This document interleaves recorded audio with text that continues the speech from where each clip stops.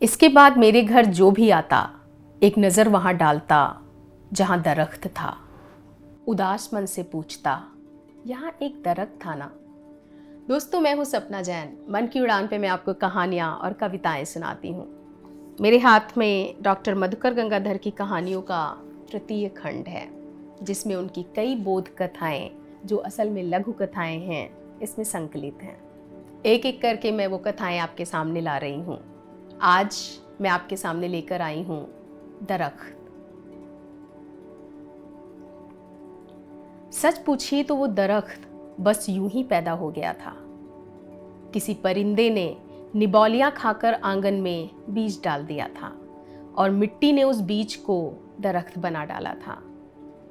हमारी नज़र उस पर तब पड़ी जब वो आदमकद हो चुका था। धीरे धीरे वो बढ़ने लग गया और कुछ ही वर्षों के दरमियान इतना ऊंचा और छतनार हो गया कि उसकी छाया तले हम कुर्सियां डालकर गप्पे मारने लगे। मेरी बच्ची ने उसकी एक डाल से झूला लगवाया, जिस पर पास पड़ोस के बच्चे आकर खेलने लगे। बसंत में इसकी डालें निबौलियों से लदने लगीं और निबौलियों की लालच में कोयल आकर डालों पर बैठने लगी और कूकने लगी। तभी एक दिन हमारे गांव से 3-4 आदमी आए। मैंने उनका स्वागत उसी दरख्त के नीचे कुर्सियां डालकर किया। कई किस्म की बातें करने के बाद उनमें से एक आदमी ने पूछा, बगल वाले घर में आपका खाना पकता है क्या? जी हाँ, रसोई घर है। ये तो बहुत बुरा है। जिस रसोई घर के नीचे नीम की जड़ें होती हैं वहाँ हमेशा गरीबी रहती है और कभी कोई बरकत नहीं होती। मैं कुछ बोलता इसके पहले मेरी पत्नी आ गई और गांव वालों से पूछा, आपने जो अभी कहा क्या वो सच है? मैं झूठ क्यों कहूँगा? पहले वाले ने बोला।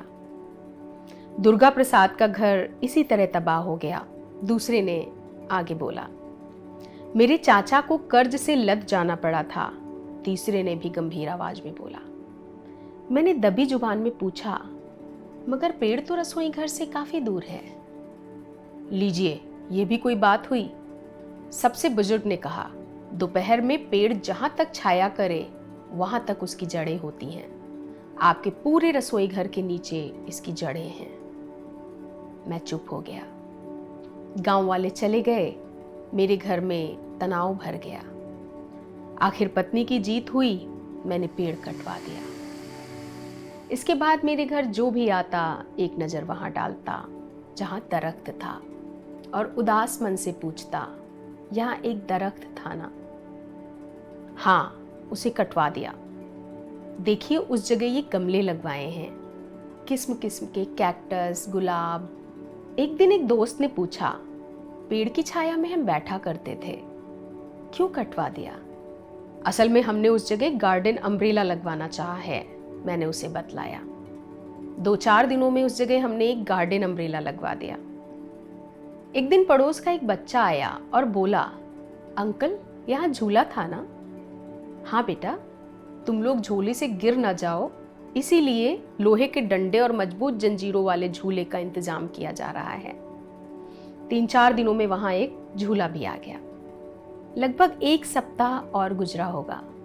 मैं सवेरे उठकर घर के सामने टहल रहा था। सहसा देखा कि एक कोयल आकर झूले पे बैठ गई, मौन, उदास, गुमसुम। मुझे लगा कि वो मेरी ओर घूर रही है। फिर मैंने महसूस किया कि कोयल मुझसे पूछ रही है, यहाँ एक दरख्त था ना जिसमें निबौलियां लगती थी और हम उन्हें खाते थे और चहकते थे और गाते थे। मुझे लगा कि प्रकृति के इस मासूम सवाल का कोई जवाब मेरे पास नहीं है, क्योंकि इंसान दरख्त के एवज में एक परिंदे को दे ही क्या सकता है। मैं सर झुकाकर घर के भीतर जाने लगा। कोयल उड़कर भाग गई। उसे डर हुआ कि मैं घर के भीतर शायद पिंजरा लेने जा रहा हूँ। एक जंगली परिंदा एक घरेलू आदमी के बारे में इससे ज़्यादा सोच ही क्या सकता है।